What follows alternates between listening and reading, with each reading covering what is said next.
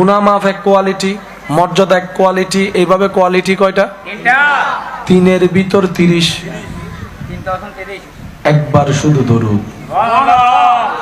এবার সবাই মিলে একটু কষ্ট যদি না হয় আমাকে আওয়াজ দিয়ে একটু সহযোগিতা করে বলবেন, যার যত শক্তি আছে একবার বলেন সুবহানাল্লাহ।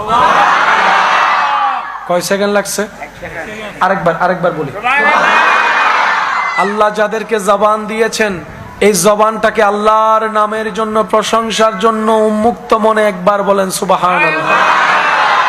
আপনার জীবন থেকে একটা সেকেন্ড শুধু রবের প্রশংসায় আপনি ব্যয় করলেন, এবার আরেকবার বলেন আলহামদুলিল্লাহ।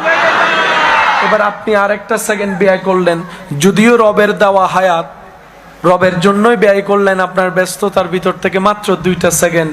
হাদিস ডাক দিয়ে বলে, যে ব্যক্তি সুবহানাল্লাহ বলবে, আলহামদুলিল্লাহ বলবে, আসমান এবং জমিনের মধ্যখানে যতগুলা খালি জায়গা আছে অত পরিমাণ সওয়াব আল্লাহ সেই ব্যক্তির আমলনামায় দান করেন যে দিল থেকে রবের প্রশংসায় সুবহানাল্লাহ বলে।